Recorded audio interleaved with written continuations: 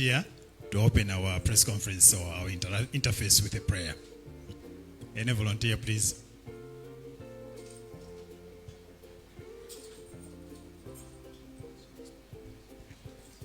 Let's bow our heads and pray. Thank you, Heavenly Father, for the gracious moments that you have given us as we embark on our press briefing. Father, we pray that whatever we discuss here, it will be profitable unto the nation. We pray that the Holy Spirit will be with us. Let you guide our ministers and all government officials, including the media. Let your Spirit engulf us and give us wisdom and understanding to the issues of national importance. We pray in Jesus' name, amen. Thank you so much. Let me, in a special way, welcome the Minister of Information and Digitalization, Honorable Moses Kunkuyu Shawa, the Minister of Agriculture, Honorable Sam Kawale, the Minister of Trade and Industry, Honorable Sosten Gwengwe, the Minister of Tourism, Honorable Vera Kantugule, but also the Minister of Labor, Honorable Vitumbiko Momba. These are our cabinet ministers that will be addressing us this evening.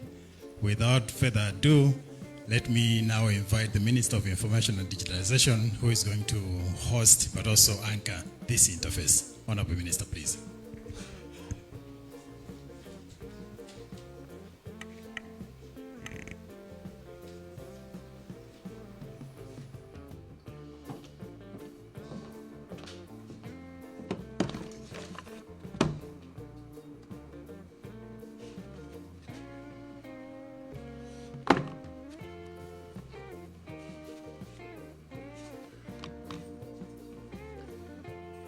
Good evening, Honorable Minister of Tourism, Honorable Vera Kantugule, Honorable Minister of Agriculture, Honorable Sam Kawale MP, Honorable Minister of Trade, Honorable Sosten Gwengwe MP, Minister of Labor, Honorable Vitumbiko Mumba, our PSs, and of course our esteemed journalists, our viewers from wherever you are watching us from the Central Office of Information in the Ministry of Information and Digitization. Allow me to welcome you all to this first ever edition of a press conference that is crafted in a slightly different manner. A departure from the ordinary ways of holding press conferences where it's just a routine to read out a statement and then we give the media space to ask questions. But tonight, we are here from the Central Office of Information bringing you our esteemed ministers from the ministries that I have mentioned, who will interact with the media herein, but also with the viewers at home. It is our role as Minister of Information to bring to you the government, informing you what the government is doing, educating the nation where we can, and of course entertaining the nation where we can. Tonight, in the inaugural government diary program, Bomo, I will be joined by the ministers that I mentioned at intervals. Amainda Bambo, ndikulandireni. Kuno ku Central Office of Information, inoyo nduna zathu zonse zimene muli pano, anzathu olemba ndi kulutsa nkhani komanso nkhala amene mukutionera ku nyumba.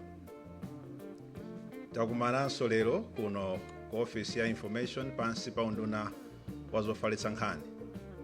Ndi program imene ndiyosiyana nako ndimene timachitira nthawi zonse kuti timakhala ndi ma press conferences kumene timakumana anduna awerenge chikalata kenako ofunsa mafunso nkufunsa, koma tili ndi dongosolo losiyana nako limene cholinga chake ndi chakuti muwandikane ndi boma, mumve zimene boma likuchita kudzera ku maunduna osiyanasiyana, komanso pali mpata mukhoza kufunsa mafunso kunoko amene muli muno komanso amene mukutionera ku nyumba. Cholinga ndi chofuna tiwandikane nanu, mukhale nawo mafunso, mukhalenso ndi mayankho. Lero mu program yoyambayi ndikhala ndi nduna zinayi zimene zili fotokozere akugwira ntchito zanji kumanduna kwawo nangali mapulani a mtundu wanji. Madzulo ano tikuoneka pakanema ya Malawi Broadcasting Corporation MBC, tikuonekanso pakanema ya Times, tikuoneka pakanema ya Zodiac, tikuonekanso pakanema ya Mibawa, mawayilesi ngosanena komanso masamba mchezo ndi ambirimbiri. Kodi kubomako tikukamba za ATM strategy imene President Lazarus Chakwera amayichulachula kwambiri. Mmenemo muli unduna wa agriculture ndiye eyo, muli unduna wa zokopa alendo ndiye tiyo tourism, komanso muli unduna wa zamigodi mining ndiye emoyo. Sono mu order yotsatira zimenezo ndikufuna ndiyitane kutsogolo kuno anduna amene mmayang'ana za ulimi olemekezeka asamkawale mutabwera mundijoine, komanso pobwera patipo ndiyitane anduna a zokopa alendo olemekezeka Avera Kantukule, bweraninso kutsogolo kuno.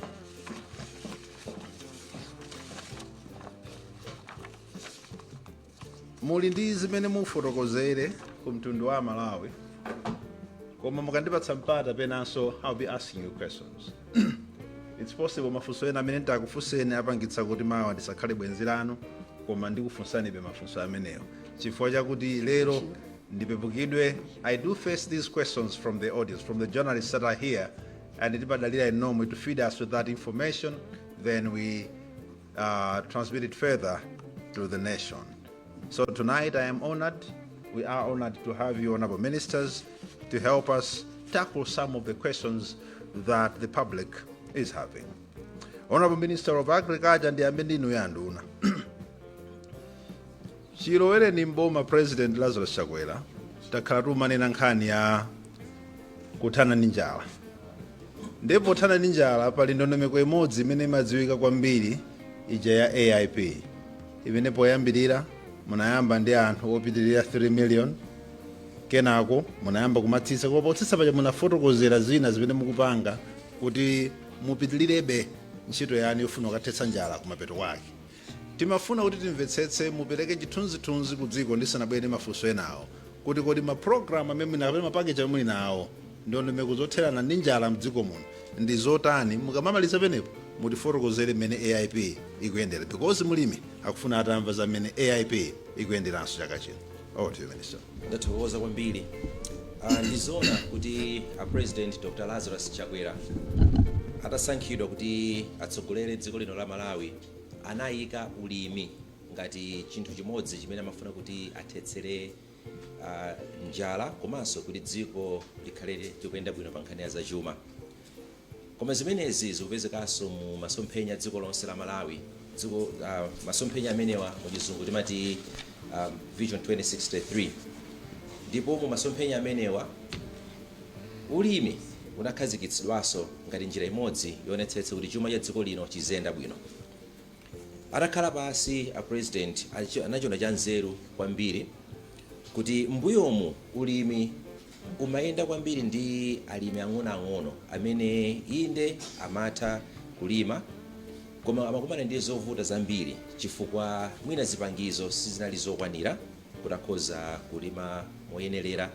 Tikakamba za zipangizo tikutanthauza ngati fertilizer, mbewu, komanso zipangizo zina ngati makina amene akhoza kuthandiza kuti ulimi upite mtsogolo, mechanization.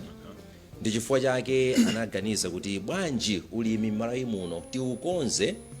Anthu ambiri amanena kuti ulimi ubwerere mmene zinkachitikira kale, komano President Chakwera ankanena kuti kalero inali foundation, ife pafunika tipange build kuchokera pamenepo tipite mtsogolo, chifukwa tikabwereranso mbuyo ndiye kuti ulimi supita mtsogolo komanso ndiye kuti tisangokhalira pa foundation. Kamuzu anagwira ntchito yabwino kutipatsa foundation, ifeyo timafunika kuti timange kuchokera pamenepo kupita mtsogolo kuposa pamene paja. Ndi chifukwa chake anaona kuti chinthu chimodzi chimene chinali chosayenda bwino ndi zija zongotenga mulimi wina aliyense nkungomuphatikiza pamodzi nkumampatsa zinthu zofanana. chimene chinapangitsa kuti tisamakolole zokwanira komanso chuma chisamayende bwino pita mtsogolo. Koma president ananena kuti tili ndi alimi magawo osiyanasiyana, kuthekeranso kosiyanasiyana, maphunzironso osiyanasiyana.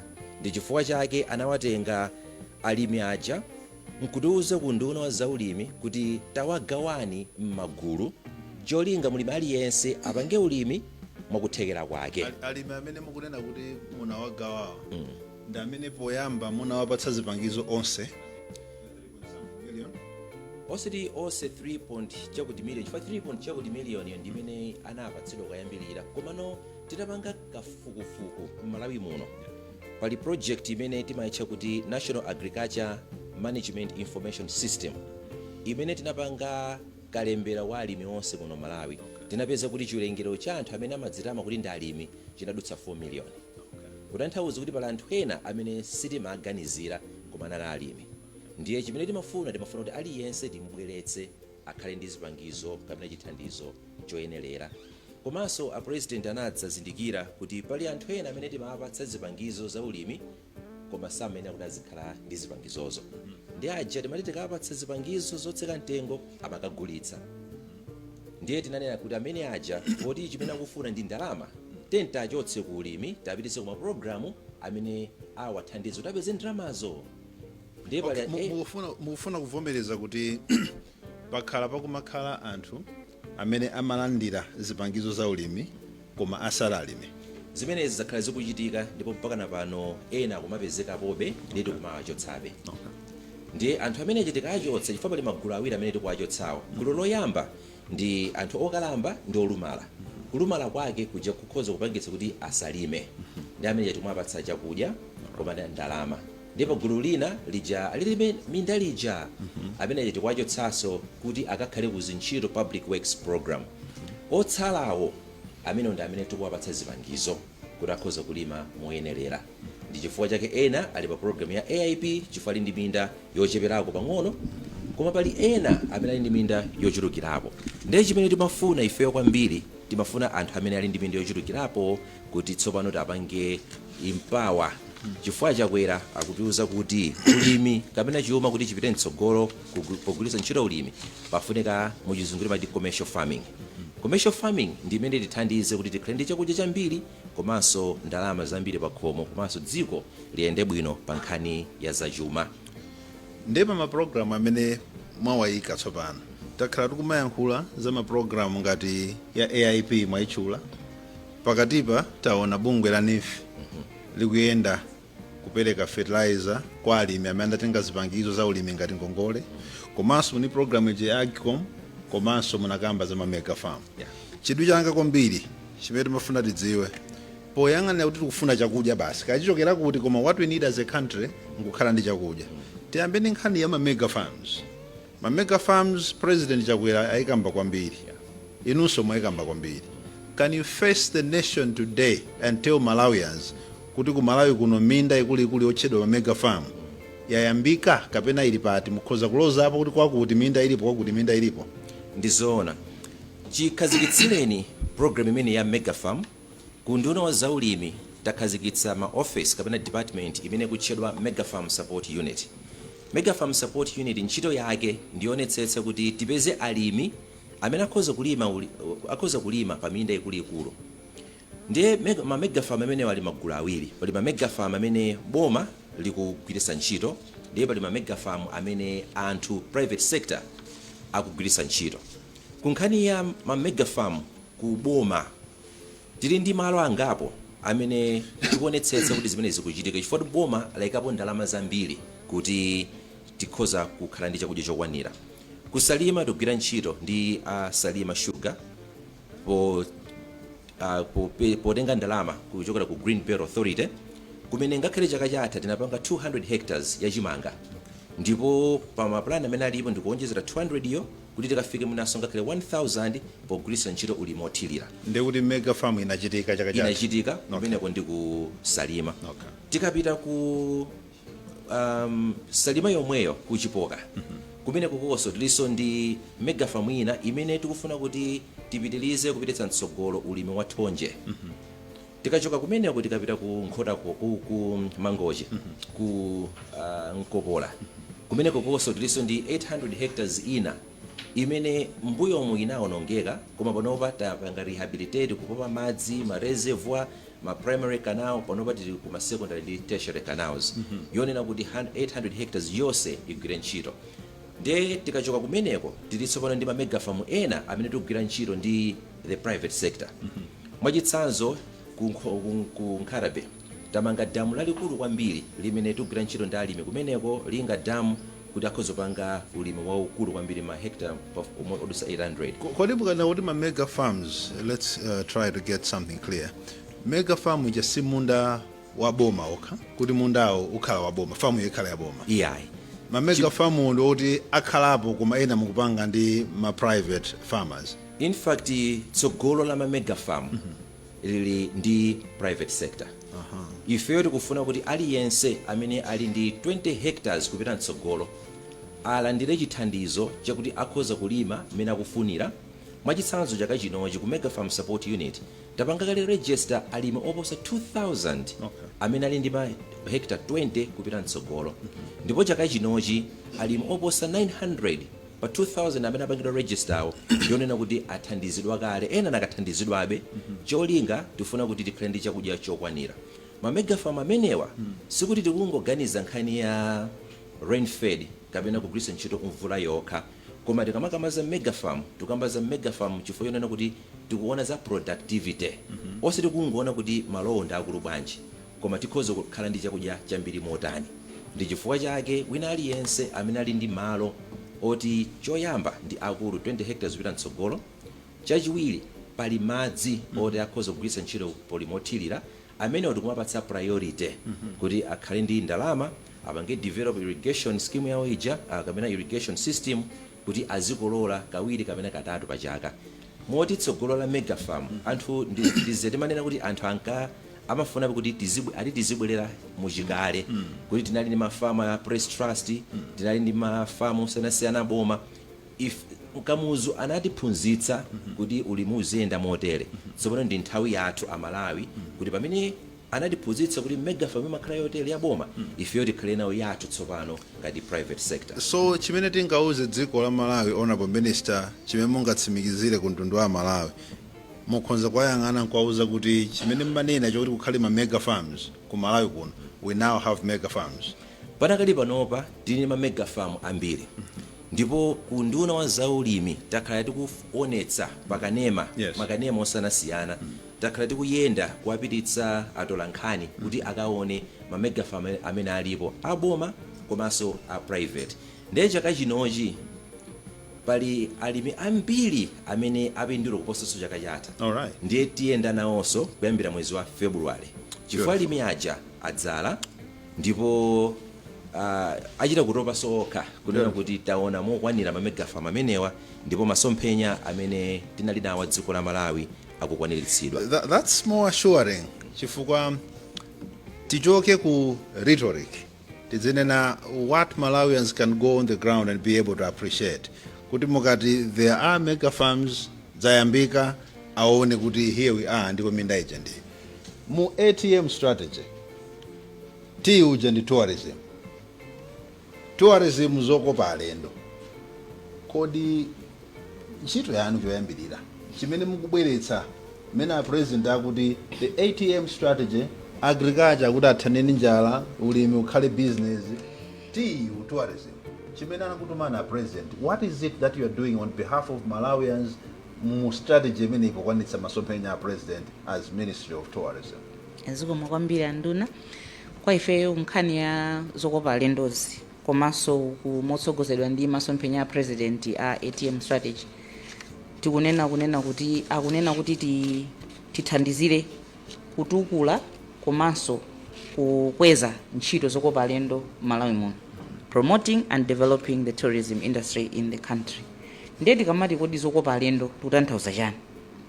Zokopa alendo tu kwa ifeyo kundunako tili ndi mawu amene amatisogolera tikamagwira ntchito yathu. Poyamba muna mukweneko dziwa zona timanati Malawi the warm heart of Africa. Koma kwa ifeyonso tili ndi mawu ena amene amatisogolera ntchito imene timagwira. Pachizungu timanena kuti everything everyone tourism. Pachichewa timanena kuti zonse aliyense zokopa alendo. Sonyeza kuti china chilichonse mmene chiona ku Malawi kunoko tikayimefa pa podium nkumayankhula zoti bwerani ku Malawi, kaya ku Malawi kuno tikamauza anthu tiziyamba ndifa Malawi, timakamba unena kuti wina aliyense kapena china chilichonse chimene chili ku Malawi kunoko ndi chokopa alendo. Ndiye zimene tinayamba ife kwayambirira kunduna wathuko tinanena kuti tikuyeneka tisinthe kaganizidwe ka anthu akamaganiza nkhani zokopa alendo. Poyambirira kumakhala ngati kuti number 1 mwina nzazungoka, number 2 mwina ndizopanga anthu amene ali ndi olemera kapena nzalendo okha amene amabwera ku Malawi kunoko. Chifukwa tinayamba ife kampeni chati ziyamba ndifa Malawi. Komanso chachiwiri tinaona zonena kuti anthu amaona ngati tikamakamba zokopa alendo kuti basi tingopita ku nyanja kapena basi upita ku hotela kapena upita kwakwera phiri, timaona ngati zokopa alendo ndi zimenezi. Koma panopa ife tinapanga categorize kapena kuzika mndondomeko ndi m'magulu ntchito zokopa alendo. Chilichonse chimene amakamba anzanga honorable Kawali zimene zoti ndi zokopa alendonso imene timayitcha kuti agritourism. Pimene dziko lapansi kapena Amalawi eni yake akhoza mapita ku mega farm aja ndikuona kuti kuda Amalawi akupanga bwanji chitukuko cha ulimi. Panopo muna lumikizanapo kuti pali munda umene mukhoza kupita mawa kukaonetsa kuti agritourism ija lero ku Malawi munthu akhoza kuti kunyamuka tikaone chimunda chimega farm kwina wake. Kwambiri ulipo umene munakaona kujen kuchikwawa kufupi ndi ku Majete Game Reserve. Ndikuwuzeni kunena kuti kumene kuchati ndi malo okongola Majete Game Reserve imene ili pa nambala 1 iso pa nkhani ya conservation yakasamalidwe ka chilengedwe, tili pa nambala 1 dziko lonse lapansi ku Majete Game Reserve kumene kucha dziko lonse lapansi mu Africa ndi dziko lonse lapansi. Kuti nkhani ya conversation ya conservation tikupanga ife bwino kumene koko zimene zopita pa masamba pa ma internet zipeza tikupanga bwino ife zimene zo mupite mukafuse Majete Game Reserve conservation mukaona kuti number 1 ifeyo ndife number 1. Ndiye kumene kuchako 1 km choka pa Majete kuja ndi kumene kuli Green Belt Initiative anamanga zimatanios zawo, kumene kuja kuli minda ya mizimbe, kuli minda ya chimanga, kumene kuchako nde munthu apita kaona nyama kena kwangokwera galimoto, uyo apita kaona zimatanios zathu, uyo apita kaona minda yathu. So nzatalumikiza nkhani ya conservation ya nyama zija, nkhani ya mahotela komanso ni nkhani ya ulimi. Okaona nyanja anakaona ndi njovu zomwe, so akupita kaona ma big 5 aja njovu ndi zina zotero, koma apita so kaona minda akaona meti napangira ntchito ya Green Belt Initiative ndi zonse pamodzi. Kwambiri we have the big 5 ku Majete tinayo big 5, kuli Wonde National Park tinayo, kuli ku Kasungu National Park tinayo, mapaka athu onse almost all our parks and the big 5. Ndibafuna munthu wakumudzi atamva ni nkhani yonyaditsa imeneyo kuti 1 mwanena zokuti nkhalango ya Majete naona pa president anapita ukajambulitsa ka documentary kuti akufuna anthu adzikokedwa adzibwera ku nkhalango ya Majete kuna nawo limodzi ndiye nankanena zokuti president mpaka na inuyo ukajambulitsa ujeni kuti mupange promote nkhalango kwa machula apa kuti nkhalango ija mukuti muli big 5 ndiye mukuti nkhalango ija pa dziko lonse lapansi nkhalango number 1 yakusunga bwino zinthu tikamakamba nkhani za conservation ndiye kuti kasungidwe ka zinthu ka nyama ka chilengedwe ya chani zimene kumene kuja tuchita bwino. Tili ndi bungwe lifeyo la limene timagwira nayo ntchito amati African Parks. African Parks ija imagwira ntchito maiko osiyanasiyana, pa maiko onse amene African Parks onse akugwira ntchito number 1 iso ndi Majete. Ndimafuna big 5 ija mufotokozere munthu wakumudzi amene akhoza kulira kumudzi pomwe ngati big 5. Big 5 ndi nyama zikuluzikulu ngati njovu, mikango, osati zikhale ng'ombe. Osati zikhale ng'ombe amene aja Ndi Nduna ona za maini osati zikhale ng'ombe koma ndi zimene zozo nyama zathu zimene ziza zikuku kambuku china ndi chani ku big 5 njovu ndi mvu ziliko nkangoso ziliko kumene kucha. As a matter of fact panali nthawi ina yake anandipempha kuti ndisayinire chibakuwa china chake chonena kuti tipereke mankhwala akulera ku mikango chifukwa chi maswana kwambiri ku nkhalango imeneyo ya Majete moti ndinasayinira zinanditengera sabata imodzi kuti ndisayinire nikaona ngati ndikupanga zolakwika kuti mikango ikuchuluka kwambiri. Malamulo athu a conservation amene mayang'anira ntchito nyama zakutchire pali ndondomeko zimene timatsatira ndiye pali nambala ya nyama zimene zingakhale pa malo ena ake ndiye lese kuti akana kuti muna 2 hectares or square meters or something like this pamene kokhala mikango ya muna 10 ndiye mukapeza kuti mikango jeripo 15 ndoti muphwanya malamulo tifande kuti number 1 ziyamba kudyana nyama zija komanso zipereka chiopsezo kwa midzi imene inayandikana pafupi komanso anthu ogwira ntchito mmene momwe ndiye ndimeneka ndipereke chilolezo chotina kuti tipereke ma contraceptives mankhwala akulera ndithu kwa mikango kuti samaswana. That's interesting. Ndithu. Koma tsopano izozo mutanena choncho amalawi chimene angafune ndichofuna kuona kuti dera la zokopa alendo tikupindula bwanji mu ATM muja, because cholinga cha president sinkhani yokuti anthu adzibwera kudzangoona zinyama ifoti ndi zinyama, koma kuti chipechi pange translate into my economic benefits for the country, kukweza nawo chuma cha dziko. Maiko anzathu amaoneka kuti amachita bwino kwambiri pa nkhani zokopa alendo. Ife tikuchita bwanji pa nkhani zakupeza ndalama kudzera mu zokopa alendo. mukandiona ndikusekereraso funso limene ndifunsa funso la mtengo wapatali. mukaona manambala athu panaiso anthu amayankhulana pa Twitter, pa X, tsamba la mchezo lina lake pa internet, amakamba nkhani imene kunena kuti akaona manambala athu ndi manambala azinzathu ngati Zambia, Zimbabwe, Tanzania sitimasiyana kwambiri. ngati zaka ziwiri zapitazo ifeyo tinalandira anthu 930 chakuti 1000, Zambia inalandira 1.1, Zimbabwe inalandira 1.2, Tanzania inalandira 1.4. koma out of 1.4 imene analandira Tanzania anapeza ndalama zokwana 2.6 billion United States dollars. 2.6 billion United States dollars. Zimbabwe inali about 800 something. Zambia 800 million. Zambia nthawi imeneyo inali about 500 chakuti million. Ife tinali 45 million. muona manambers amene nachulaja 1.6, 1.2, 1.1, 900 siti masiyana kwenikweni timakusema 200 kapena 100. koma mukaona anzathu amapindula kwambiri wosa ifeyo. chimachitika ndi cha ndefe namba kuzifusa. choyambirira kwambiri nchonena kuti sili kupanga attract anthu amene amakhala ndi ndalama, ma big spenders, ana makhucha omangopereka zindalama, omangopanga spending ndalama. chimene amabwera ndithu suti sabwerayi, koma chimene sakupangira spending ndalama ifanye nati kunoko tibe ma activities. Tingonena pamene tikumali kumene tili kunoko Golden Peacock, munthu akabwera kunoko apart from room kwake, what else can they do? Ndemu kutanthauza kuti tikusandooza kunena kuti kumalawi kunoko andizisana opportunity imene amalawi akuyeneka aitengepo. apereke ine ndakhala ndikuyankhulidwa ndi anthu ambiri kunena kuti iwe kumalawi kwanu vera ukukanika kuti kuti pangiso kuti tizipanga spending drama, you don't know how to chop our money. ine zimandipangitsa manyazi. ndi danga limene amalawi tili nalo limene tikhoza kuligwisa ntchito, tibwerese zinthu zimene anthu zikhala ngati ma activities zopatsa mudyo, komanso at the same time anthu azipanga spending ndalama. kutanthauza kuti nambala yayikulu ya anthu obwera ija amabwera chonchija, you said 900 something. iyi ndi nthawi imene 2 years ago pano tapitirira 1 million. Over a million. Yes. Koma kubwera nkupeza 45 million dollars. Basi chifukwa chinoti alibe koma kuyeneka peze apangie spending ndalama kulibe. Ku tourism kumuti mu ATM munja. Tourism ndi ipindula munja. Tupindula kwambiri. I will tell you this. Mukayang'ana ma statistics athu aku nduna wazo wa zachuma. Akunena kuti ifeyo ntchito zokopa alendo tikupanga contribute kuchuma chathu cha dziko 6.7%. koma kwa ife timanena kuti ife 6.7% tikuona ngati kuti ndiyo chepa ifa chani. munthu akabwera ku Malawi namba 1 agula ticket, kena kwatsika ndege, akupanga haya galimoto, apita ku hotel, akadya, akagula ma units, afuna internet, akatero kena kwatuluke mwina akagule chiboliboli, akatana. kwa munthu mmodzi amene akubwera andi nkhuku imene akudya ija amayena anayiweta ndikusagulisa ku hotel, masamba akudya aja chimozimozi. so enzati from one person over 100 people are being affected for munthu mmodzi wabwera ndalama ije kupangidwa spread. koma amene amapanga collect data yathu aja samayang'ana the multiplier effects in the value chain, amangoyang'ana zinthu zimene muna ku hotel oko akatipatsa information ija anagona masiku angati atatu kaya 4 anapereka ndalama zingati basi zimatira mwachula za ku hotel oko. kodi anthu onse obwera choncho kwana 1.something million amene amabukira amalipirira adi konkuno ndalama nkutsala kunoko kapena ena amalipirira limene nonso ndivuto lina limene tinalo eti pali ma operators ena amene ali ndi ma account awo akunja ndi zimene tikuziona ngati fenzo lakwika chifukwa chonoti zonjoyazo kapena nyanjayo kachani zimene mabwera kusaonazo mwazazona ku Malawi chifukwa chani muzilipirire ma account akunja.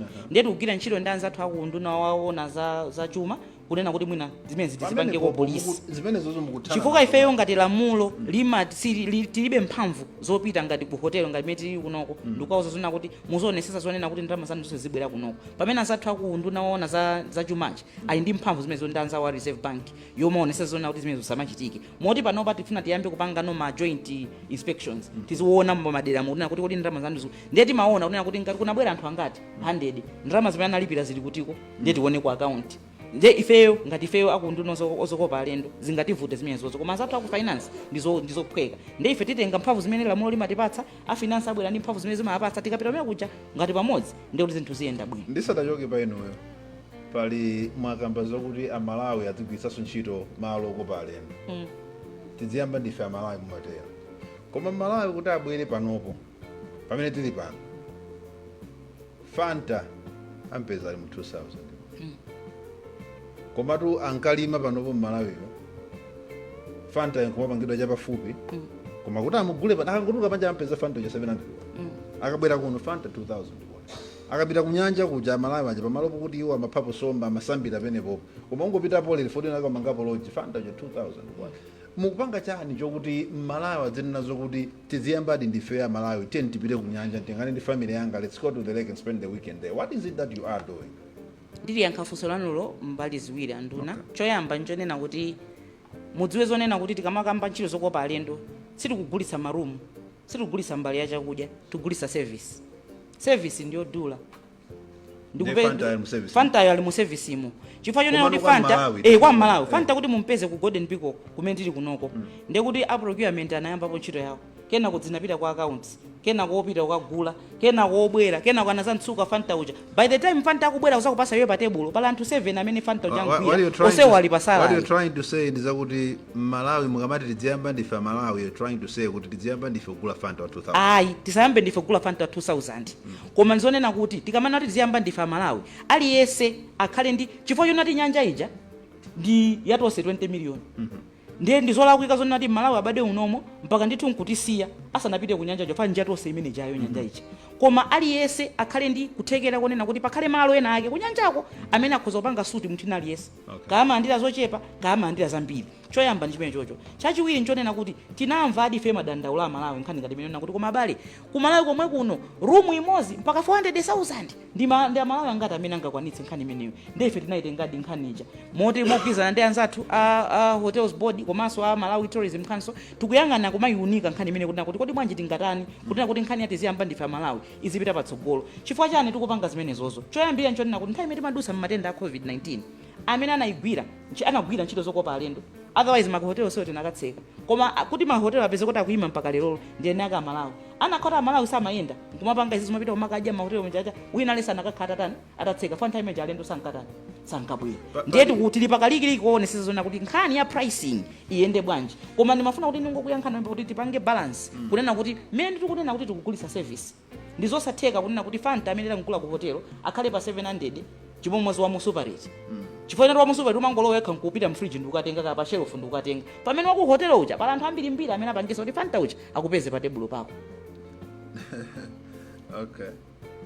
Ndiye kuti kudula kwa Fanta uja ndi amene anamunyamula ndi malo ndi malo chifukwa malo ena mukampeza 1002 malo ena mukampeza 2000 Fanta imweyo malo ena Fanta imweyo mukampeza 3000 pamene chingasangalatsire m'Malawi ino chimene ndikupempha ndi cholinganso cha president makamaka ndi chakuti Fanta yogulitsidwa pa 2000 koma sector yonse ya tourism idzibweretsa chuma chokwanira chimene munthu wamba uchakakumana ndi mankhwala kuchipatala chifukwa ndalama zinabwera mu msonkho yodzera mu tourism sector. Exactly. Timafuna kuti mwayankhule Malawi mozama kwambiri chimene chikuchitika pena maplana amene muli nawo amene adzutsedi the tourism sector kuti the aspirations of the president poika tourism ATM strategy yawo Malawi adzanena kuti yes tinadzuka economy yathu between 2020 and 2025 2030 chifukwa chakuti tourism sector inapangapo contribute. Koma musanatero libwerere kwa nduna azamalimidwe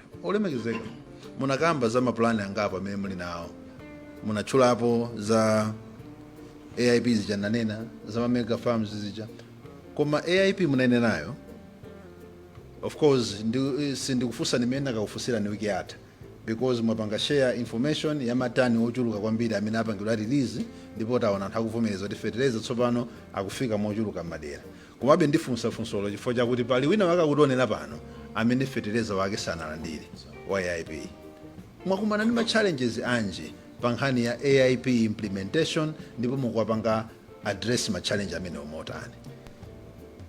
Chaka chino tinali ndi maplani oti tifikire alimi pafupifupi 1,100,000 ndi program imene ya affordable input program ndipo nthawi imene tinapanga maplani onse mavuto amene tinakumana nawo loyamba inali lokhuzana ndi nkhani ya kapezedwe ka ndalama zakunja ichimati forex. Anthu ambiri mwakhala mukudziwa mwaona makumana nazo mwakhala mukumva ngakhale imene nkhani ya mafuta ikuvutiranso chifukwa cha forex imeneyi Ndiye chinthu choyamba ndi chakuti titamaliza ma procurement process yonse amene tinamapatsa ma contract kuti akhoza kupanga supply fertilizer anakumana ndi vuto loti forex yoti alipirire fertilizer amene yuyo inawavuta kwambiri. Chachiwiri tinakumananso ndi vuto lokhuzana ndi zimene zimachitika ku Mozambique chifukwa magalimoto angapo amene akuti abweretsenso fertilizer kuno anapeza kuti anaotchedwa moti dzulo ndinakumana ndi mmodzi mwa masupplier amene amadandaula zakuti akubweretsa mochedwa chifukwa kuti akumapeza chiopsezo kuti galimoto yake ikhoza kuotchedwanso chifukwa chake chabwino tikhoza tero. Ndiye mapeza kuti masupplier aja amabweretsa pang'ono chifukwa cha mantha amene anali nawo ndi zipolowe zimene zimachitika ku Mozambique. Koma tinadzachitika mwayi kunena kuti fertilizer wambiri monga ndinafotokoza nthawi imene tinkapanga launch AIP anali m'Malawi muno kale ndipo anali mu njira ije timati collateral management. Ikati collateral management zimatanthauza kuti fertilizer wabwera koma ali m'manja mwa mabanki. Mabanki aja amangodikira kuti supplier uja akangopereka ndalama apange release. Ndiye chifukwa chakuti forex imavuta kuti ayipeze mabanki aja amakana kuti apange release fertilizer amene uja. Koma tapezeka kuti masabata atatu makamaka apitawa ndi pamene forex inadzakhala yapezekanso kwambiri kuonjezera pa zimene tinali nazo last year. Moti pano tikamba pano ndiye kuti tikumalizitsa kupanga supply matanage ngati dzulo panali 38,000 ndipo tikuonjezeranso enaso 11,000 amene apangidwanso release amene akupita panopa. Amene akupita chifukwa ngakhale panopa ngakhale tilati tipite panopa ku smallholder tikapeza kuti magalimoto akutani akupanga belodi. Mmene mukufotokozeramo kuti magalimoto akupanga load ku smallholder kutile kumukuyankha mafunso amene a Jamison Chimutu kudedza akufunsa funso lawo mukuliyankha pamenepopo kuti fertilizer akupangidwa load. Amuli ndiyani Stenas kudowa akufunsanso funso lomwelo. Asaidi Salas kuzomba kwa mwambo funso lawo ndilokuti fertilizer wa AIP kwathu kuno afika liti. Koma awa akuti a Kennedy from Blantyre akuti akufuna progress about mega farms in terms of production since the project started, in particular wheat farming. Fraser Bonzo Kunzuzu akuti nkhani ya subsidy tatipatsani update.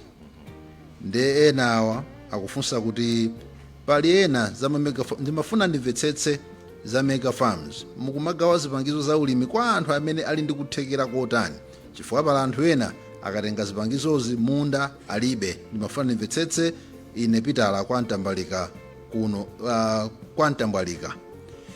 Mwina limodzi lomwe liyankha mnanena kale kuti tinakhala dzana ndinakafunsa mosiyana mwina mafunso bweza kubwerawa amene akufunsa apawa ndi chifukwa tonnage imene mukuti yatulutsidwa tsopano panopo kuti magalimoto akupachira mwina kwawo sinafike. Koma that assurance imene mwapereka ndiye kuti fertilizer akuyamba mafika tsopano m'maderamo. Koma ena afunsa za mega farms. Ngakhale leloli magalimoto ena pafupifupi 148 trucks zoti anyamuka kale kupita kupanga ma distribution.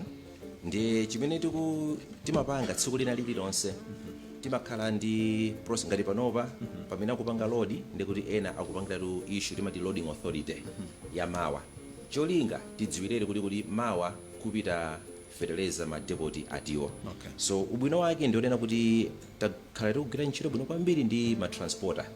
Tikawuza kuti bwerani sakumanyinyirika ndiye panopa chifukwa kuti pali tonnage yambiri imene ilipo itanthauza kuti matani ambiri akafikanso mofulumira. Koma pali funso limodzi limene mwina sanafunse panakali panopa. Anthu ena akhoza kunena kuti kodi fertilizer amene yuyu simunachedwe naye chifukwa khangati vulayi ya bwera kale ndipo fertilizer yosagwira ntchito. Ndizoona kuti madera ambiri fertilizer wachedwa kupita ndipo zifukwa zimene ndafotokoza. Koma sizikutanthauza kuti tisiya kukasiya fertilizer kuti tachedwa ayi. Komanso tikuzindikira kuti pali madera ena mvula yachedwa kubwera kutanthauza kuti akhoza kukagwiritsa ntchito fertilizer ameneyo. Koma ife ku nduna za ulimi chimene tikupanga emphasize kwambiri ndiyo kuti ulimi tisiye kumango kugwiritsa ntchito kapena kumangopanga nthawi ya mvula. Ife focus yathu ndi ulimi throughout the year. Ndi chifukwa chake mulimi wina aliyense amene walandira fertilizer ngati satha kugwiritsa ntchito panopa tikumuwuza kuti immediately apitire ku madimba. Chifukwa kumenekoko ndi kumene tifunanso kuti production yakakhalenso yambiri. Ubwino wa madimba ndionena kuti yield imakhala yochuluka kusiyana ndi nthawi ya mvula.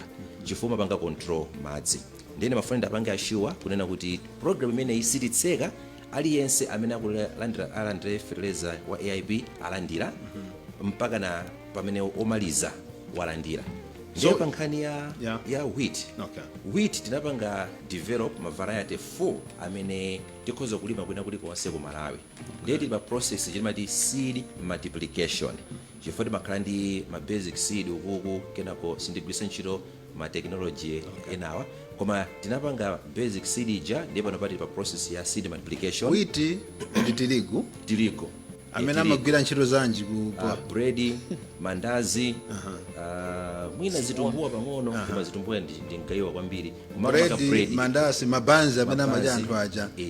Zichamatika chintuwitsa zimachokera ku tirigu. Zimachokera ku tiriguyo panopa tikumuwonjezera kuti alimambe. Poyamba dziko lino limatenga kuti tirigu. Tirigu ambiri amachokera ku Europe, kumeko kwa Russia, Ukraine kumene kuja ndio amabwera kuchoka kumene kujako.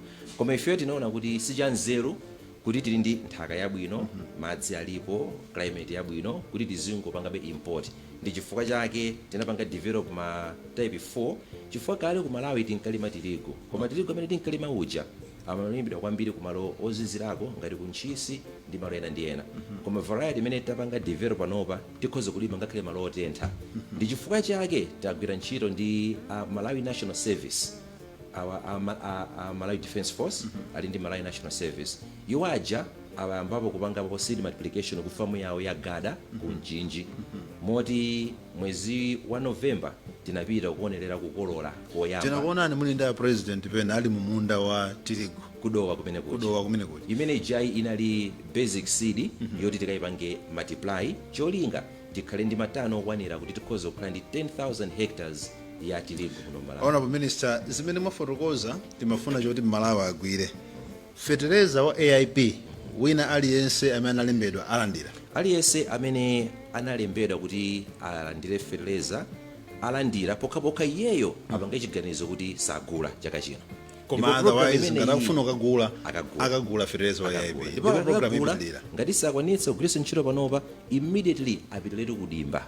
Chifukwa tufuna kuti chimanga kapena chakudya tikhale nacho chaka chonse chathunthu. Pamene tikuyankhula pano fertilizer mwayamba kupakira ndipo matraki ena akupakira. Ose titayamba kupakira koma tikupitiliza kupakira. Mukupitiliza kupakira ndipo akupita. Akupitabe. Mokuti lero kumapita mawa alupita anthu ayamba kumuona fertilizer akubwera. Ndipo ayamba kaleso ngakhale lero limasana ndinalandira message yochokera ku Dedza amene amatifotokozera kuti alandira fertilizer. Pali ma MP angapo amene anatitumiziranso ma message kupanga acknowledge kuti fertilizer wayamba kufika.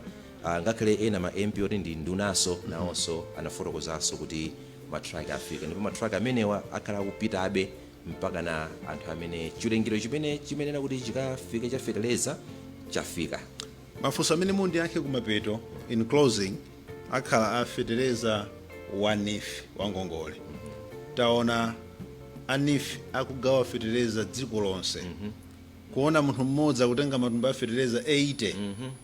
Zimenezi kodi zikukupatsani comfort ya mtundu wanji pa nkhani yofunitsa kuti dziko lino likhale ndi chakudya chokwanira. Komanso funso lomaliza mudzati yankhe kuti mukuunikira kuti chaka chinocho tudzati ma projections amatha kusintha koma as of now mukuunikira kuti chaka chino Amalawi aope za njala. Koma musanatero anduna azokopa alendo. Ndinafunsa kuti chimene Malawi atenge chokuti ifeyo tsopano tourism sector ija ikuyamba kutibweretsera chimene tikulakalaka ngati dziko la Malawi. Usakapita kasambira m'madzi koma kuona zoti ati mayiko amatukuka ndi tourism ndizokopa alendo. Ifeyo pene titayambire so we have broken through tapanga breakthrough as a tourism sector. Ndipati tikupoti President Lazarus Chakwera anakhazikitsa tourism investment master plan in 2022. Kodi ikhazikitseni pene pacha mwayika ma incentive yanji amene akupita kwa ma investors in the tourism sector obwera komanso kukhala konkuno ku Malawi. kuti tione kudzuka kwa tourism sector kubweretsa chuma mu dziko la Malawi monga ndikufuna kwa President Lazarus Chakwera. zikomo kwambiri. Choyambirira nchonena kuti investment master plan imene anakhazikitsa president chaka cha 2022 inapanga identify 103 projects. Tinapanga identify 103 projects, dziko litinaligawa manodes kapena magulu choka kuchitipa wenya kupita ku Nsanje Maka. Ndiye tinapanga identify 103 projects amene ma project amenewo ali open ndotseguka kwa Malawi wina aliyesa amene akufuna kuti atapangako nawo ntchito zimene zizi. Tili ndi malo ochuluka amene akuyeneka kuti atukulidwe ngati kukasungu national park mukapita ena kana ndimbira ine mafuna drink yake jayoledzeretsa ija koma kunalibe bala kuje ni kukasungu national park imene jandoti ndi opportunity yonati munthu nake ngati atafuna kuti akasegule restaurant kapena bar kukasungu national park akhoza kutero koma nzona ti kulibe pakali pano. Ndiye tinapanga 103 projects zimene zija tinagwira ntchito ndi anzathu aku finance ona zachuma komanso anzathu aku MRI kunena kuti kodi ndi zinthu zitizo zimene tingawakope wanthu amene afuna kuti atenge chuma chawo apititse mu ntchito zokopa alendo. Ndiye choyamba ndiyonena kuti ngati uli m'Malawi ukumanga hotela kapena lodge kapena malo opumirako kapena malo a restaurant ndi zina zotero amene ufuna umange kunoko ukakhala kuti ndiwe m'Malawi malo ngati ali ndi marumu okwana minimum ya 20 rooms marumu zipinda zija zogona zijanga zokwana 20 timakupatsa mwayi onena kuti ukhale ugule katundu womangira malo ako aja mopanda opereka msonkho. Ndiye kuti ndi katundu aliyense womangira ka construction materials zonse equipment imene uzafuna kuti lodge jayambe umakhala kuti ulibe msonkho naso amene ukulipira.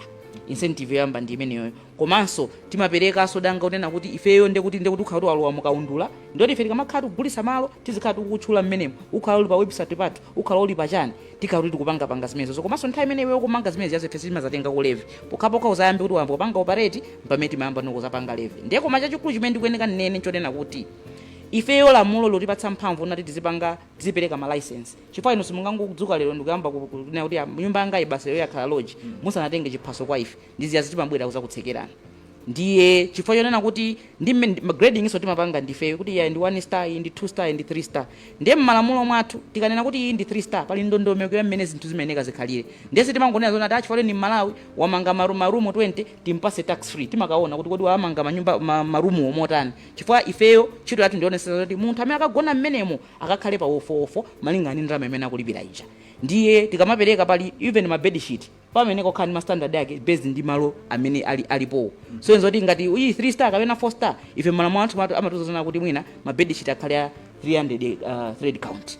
Ndiye kuti ukakhala kuti ma bed sheet aja nda 100 thread count ndoti waphwanya malamulo kuzaza kutsekera ukupatsa warning kuti mukweneka musinthi. Kutseka kumene takuona ndi mukutseka pakati pa kumayenda kutseka lodge mayangana zimenezo. Timakhala kuyangana zimenezozo. Choyamba timaona kuti ali ndi license yeyi ara ndi license chabwino amalipira levy amene amalipira levy komanso ukhondo wapano uli motani zakudya zapano zili motani mashefu apano amapita kuchipatala ndi zina zotero timaona zinthu zambirimbiri zochuluka zimene timaona pamalo tikafika tisanatseka. So that's what you've been looking at. That's what we have been looking at. Malo aje makhoti mwatseka zatha kapena kuti timakhala kuti tapasana nthawi komanso timasiti mangotseka timakhala munthu tinamuyendera tampatsa warning tampasa nthawi yonati akonze zinthu zija timangofika kungotseka ayi pali ma extreme cases amene timangofika nthawi imwe kutseka makamaka akakhala kuti munalibe license yathu ndiye timaona kuti munthu akupanga kale zakwayipa akupanga business yopanda license ndiye timatseka pompopompo. Koda kuti malo a alendo ndi anu aboma akumunduna kwanu ndathu munatseka nso malo amene tinatseka amene onso mapanga malo aboma kwene kokhala achitsanzo tinatseka ndithu atakonze ndiwo nakasiti ife ndi bungwe imene tinalipasa ntchito ya MIT Malawi Institute of Tourism kuti azitiyendetsera ndakuyeneka akonze ali ndi skulu yophunzitsira ndiye mfunso zonati akuphunzitsana chani ndiye chifukwa tinakatsekera kuti ife tipereke chitsanzo kwa anthu komanso boma lizikhala pa nambwani kusati na malamulo imene yandona iterepo moyo kuti bola munakatseka kuko osangana amene amaphunzitsawo kuti muphunzitsana chani ngati mukhani malo onyasa zimene zozo ndiye timakaona zonse tikamakhala kuti tikutseka malo aja kapena tikusana pake timakhala ndi meeting itu ndi management ndi anthu osogwira ntchito amenepo mukonze izi ndiye timapanga address anthu akweneka akonzewo koma funso imene munandifunsa nduna imene musanapite kwa nduna anzanga nkhani yaonena kuti tipindula bwanji ndimafuna ndilongosoe onena kuti ndeti ndi 103 projects mujeni muja ndeti tinapangamonso isolate ma projects 10 ma projects 10 amene wafeti ndi chikhulupiriro na kuti titangopanga implement ma projects follow okha amene from the 103 tikunena kuti ma projects amene ali ma flagship projects athu mu master plan ichi alipo 10 amene tatitingwapanga amene wowo ndiye kuti feyo kaonekedwe ka ntchito zokopa alendo malamulo kanga sinthu amene wowono pakali panopa ngati project ya ku Golden Sands ku kumangochi imene tinaye kale munthu amene afuna kupanga mondo panopa a private public partnership pakalikiliki kugwira ndi amene afuna kuti apange investment ndiye pali ina yakusalima kwa tiye maganga chachikulu chimene ndifuna ndikuuze ndichonena kuti nthawi zambiri munthu akafuna kuti abwere azapange investment makamaka nkhani zazokopa alendoyi nkhani ya malo ndi imene makhalapo yovuta chifukwa muziwa tinasintha malamulo kunoko pamavutira komuna makamaka anzathu amene sakumalawi kunoko kuti akhale ndi malo pokapo katadusa ku MITC ndefe tinanena kuti kwa ifeyo ma project awa ateniwa titakhala kuti muna malowa taagula ngati ife ya unduna wazokopa alendo investor uja akamabwera apeza kuti ife malo aja tinagula kale za malo zitathala nazo kale ifeyo the land becomes our equity kapena ikhala mbali imodzi ya ifeyo ya business imeneyoyo mu project imeneija munthu chabwera azapange investment ya ndalama zake ngati kwatiye maganga kusalima tinagula kale 52 acres ya malo tinapanga kale ma compensations onse tinapanga kale feasibility study panopa tukapanga no feasibility study kumene koko ndimene tikufuna kukakhale golf course kukakhale hotel ya casino kukakhale ma housing estates zija zankanena za ma golden visa nduna za chuma zija khani yake ndimeneyo timpase munthu chiphaso cha golden visa akamange chinyumba chake kuje kusalimako pamalo athu ndi zimene tikufuna ifeyo kumene koko kuliso public beach ije tikunena kuti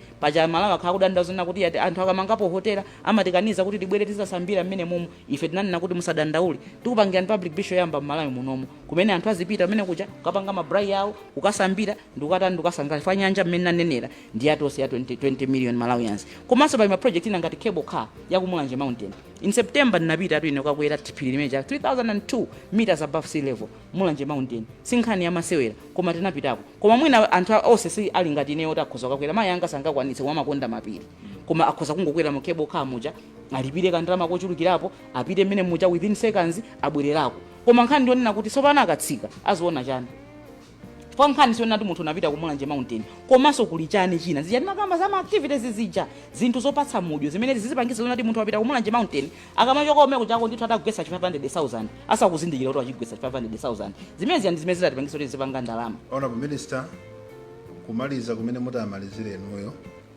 mudzango ndi yankha funso la akuti ndege zonyamula anthu ziyamba kupita makatera ku Mzuzu mwezi wa Mawa Malawi wa ukaronga akutayembekezerenso kuti miyezi kubwerayi ndege zonyamula anthu zizikatera kukaronga kunyamuka pachireka 30 minutes uli kulilonga another 30 minutes uli ku Mzuzu another kandi 20 minutes uli kukaronga within 2 hours wagwira ntchito kukaronga nkubwerera madzulo zimene zitithandiza bwanji pa nkhani yazo ndipo ndezitithandiza kumene kuja tili ndi malo ankhaninkhani tili ndi museum kumene kuli dinosaur ino maizo a dinosaur chinyama chachikulu china yake chinakhala pa dziko lapansi pano kunotera nacho chimene chichi tinacho ku museum kuja adatilanda ena ake tidachibweresa chili ku museum kwathu kumene koko komanso tili ndi nyika Fwaza National Park malo okongola kwambiri as a matter of fact ndi mnaonekonso munaonakwe malo okongola kwambiri koma panopa ndi mmene kunalili kufa ndi cha nsewu komanso ndikayendedwe kamavuta kuti anthu apite kumene kuja koma azungu ndi anthu ena Malawi amakukonda kwambiri ndege ikayamba ndoti kukhala phamphamu kumene koko komanso sitileka pokha ndege zimene mune nazo zizikhala kuti muna munthu anatera ku Blantyre ndi wanyamuka kupita ukaronga kapena munthu anatera ku Lilongwe kena kwa unyamuka kupita ukaronga tikufuna ife masomphenya athu kunena kuti munthu azichoka ku Tanzania ndikubwera kufika ukaronga ndikupita kunyika kuja kuonaona kupanga spend zindalama zake zija ndikunyamuka so mabwerera zimene zochitika ndikulongosoleni zonena kuti tugwira ntchito ndi anzathu amayiko ena chifukwa chonena kuti pa chizungu timanena kuti the consumption of tourism products is not mutually exclusive kutsanaza kunena kuti munthu amene wapita kukaona Victoria Falls ku Zimbabwe akhoza kukhalanso available kubwera kuzaona Lake Malawi ku Malawi chifukwa chonena kuti zimene ife tilibe azimbabwe ali nazo zimene azimbabwe ali nazo ife tilibe koma munthu akachoka ku Spain kubwera ku Africa tifuna timuonetse Africa osiyana-siyana akaone Zambia akaone Zimbabwe komanso akhala available kuzaona ku Malawi kunoko ndi nkhani makamaka ya mayendedwe makamaka imene mwayikhuzayo ya mayendedwe a ndege ndi imene makhala kuti imativutirapo china chachiwiri nchonena kuti mukaona zathu a Zanzibar pakali panopa pakati pa Zanzibar ndi Dubai pakumakhala ndege 5 every single day kumachoka ndege ku Dubai kubwera ku Zanzibar zina kumabwerera ku Zanzibar 5 every single day pamene ndege zimene zonse zikubwera ku Malawi lo imodzi ndefe tikakhala kuti takhala pangwiza ndi anzathu a Zanzibar ndizotheka zonena kuti munthu achoke ku Zanzibar achoke ku Spain abwere ku Zanzibar kena akachoka mmene kwabwera azaonenso ku Malawi kuno akachoka ku Malawi kena akapite ku Zimbabwe kapena ku Zambia kena kanyamuka abwerere kumeko imeje timaitcha kuti collaboration ndi anzathu amene ali within the region chifukwa chonena kuti tikufuna kuti makamaka ngati ku Tanzania anzathu amene akumakopa anzawo akhalenso kuti nafe tikagwira nawo ntchito bwinobwino ife ndi aboma komanso ma operators athu pansipa akamagwirira ntchito limodzi ndio zitheka zonena zonena kuti ana makhucha amene kumapita ukoko akhozaso makhala kuti alavera No, thank you very much. Honorable Minister, ndikuthokozeni kwambiri koma mukakonzekere kuti nthawi ine tikapeza nthawi mudzayankha ku mafunso amene abwera apa, mafunso ochokera kwa Madula, ochokera ku Blantyre Ruth Madula, akunena zoti kodi achinyamata anthu akumudzi akupindula bwanji ndi nkhani zokopa alendo amene adazungulira majete game reserve. Komanso a Jeffta Kwenda kwa Chinsapo akuti Ministry of Tourism, is there a huge there is a huge case which is charcoal burning in different parks. So how do you plan to overcome this in order to still have a good number of tourism yet? Wanandula ndiyankhe mafunso awiri amene wandu. Koma tsono mukawayankha motanula apo. Ayi sindadanula lo pamwe. Akutero kuti akumudzi akupindula bwanji. Lamakalalo tikugwira ntchito ifeyo ndi anzathu akunduna ona za natural resources kuti titsani nawo chifukwa mene mukuziwira nkhalango zija zina ndi zawo koma ngati muli nyama menemo zimene zonoti ndi zathu ndiye tikugwirira limodzi ntchito chifukwa yona kuti ngati munkhalango mulibe nyama ndoti anthu sakhaso okopeka kuti apite umene koko tikugwira nazo ntchito koma chachikulu chimene mafuna ndiyankhule poyankha funso imeneyo ndoti kuti tikamakamba nkhani ya conservation community kapena anthu amene azungulira malo aja ndi amene alofunikira kwambiri. They are our first line of defense. Ndipo mpola kuika kunena kuti anthu amidzi azikhala zonena kuti anayandikana ndi nkhalango koma sakupindula. Azipezeka zoneta kuoneka ngati iwo ono ndi chipinjo pamalo aja nkumakhala ngati kuti china chonyazisa akuyeneka kuti azipindula. Ndiye ifeyo chimene timalimbikisa kwambiri nchonena kuti anzathu amene kuti pangira manage malo ngati amene wawo azigwira ntchito ndi ma communities. Mukapita ku majete kama mukapita kuliwonde mupeza zonena kuti akupanga beekeeping, akumanga maskulu, akupanga chani. Nkhani zimene zazonzoonesa zonena kuti anthu aja azikhala busy nimwapanga zina zake zoti moyo wawo uziyenda ndani kuti azilowa muchire mucha azikaphwanyana. Thank you very much, Honorable Minister. Madero kuti timalize ndi inuyo pamenepo mudzikasunga funso lakuti ililili ndisungira anduna azoona pa ntchito ife afunsa kuti ine ndi funso kwa anduna aza tourism kodi mukuchitapo chiyani kwa anthu omwe amagwira ntchito malo osiyanasiyana koma salale yawo sali abwino ndiye masalaleyo ndamona alipo mpano ndiye mwina ayankha nawo funso limenelo komanso akuti kodi nyanja ija inapita limene ndili yankha ine nyanja ya Malawi sidapite kulikonse. Nyanja ya Malawi ili ku Malawi ndipo ndi ya dziko la Malawi. Zimenezo Amalawi azidziwe. Linali kodi likoma akuti mukugulitsa agagulitse likoma ndani. Thank you very much, Honorable. Anduna malizani ndi mafunso ana awiri aja nkhani yango ngole fertilizer wanifi ikupatsani chiyembekezo chotani komanso what are our projections. Choyamba ndimafuna kuti Amalawi onse amvetsetse kunena kuti tsogolo la ulimi kuno ku Malawi muchizungu timati ndi commercial farming, ndipo ndimafuna kuti zimenezi zipange sink in kwa wina aliyense. Masomphenya athu tikufuna kuti tichoke kuma subsidy kuti munthu azingokhala chaka cha thunthu January mpaka na December kumati ngodikira matumba awiri a fertilizer. Zimenezi zithe chifukwa sitingapite patsogolo ndi matumba awiri a fertilizer. Ndi chifukwa chake achakwera akuyika ndalama zambiri ku NIF panopati ukamba za 150 billion kwacha imene tikufuna kuti mulimi azikatenga fertilizer amene akufunira malingana ndi munda wake akachoka kumeneko apite ku Agicom kuli 600 billion ndi cholinga choti akhoza kukhala ndi ulimi waukulu pogwiritsa ntchito makina matrakita komanso maplant ndi maharvester. Tikachoka kumeneko tikufuna kuti anthu akhale ndi ma mega farm kumenekonso kuli zinthu zambiri. Ndiye munthu kuti upange qualify kuti ukhale ndi chithandizo ku mega farm chifukwa ndi funso limene anadzafunsa munthu mmodzi pafunika ukhale ndi ma hectare 20 kupita mtsogolo ngati ndi ulimi wa mbewu ndiyo ukapange register ku mega farm support unit amakuthandiza kuti ukapange register ngati unapange register business ukhala pa business ukakhala ndi business certificate ndiye kenako amakakuyendera munda uja nkukuthandiza kuti ulime mbewu ziti nkukuthandizanso nsika kuti ukagulitse mbewuzo chifukwa tifunanso tichoke kuzija zoti munthu azingolima zimene akufuna nkukapeza nsika kutsogolo umene ndiye si ulimi ya si business koma uzilima nsika kuti wapeza kale ndi zimene tikufuna kuti zizichitika. Funso lomaliza lija ndangolera pang'ono nalo tichani mukuyang'anira chiunikiro chotani projections for this year. Chaka chatha tinali ndi chimanga chakudya chochepa chifukwa cha El Nino koma chaka chino chimene chatisangalatsa ndipo ndimafuna ndathokoza kwambiri Malawi titakumana ndi mavuto amene tinakumana chaka chatha. Alimi ambiri enanso alima koyamba moyo mwawo monse ndipo mutatimonetsetse minda yatha kulilongo West Mchinji Kasungu kuchifukwa kuti Amalawi ambiri apita ku ulimi ndipo ndimafuna ndikuthokozeni kwambiri ife chachidwi chimene muli nacho ndipo tikuthandizani kwa program a NIF, Agricom ndi Megafarm kuti zaka zobwerazi mulimenso kwambiri kuposa pamenepo.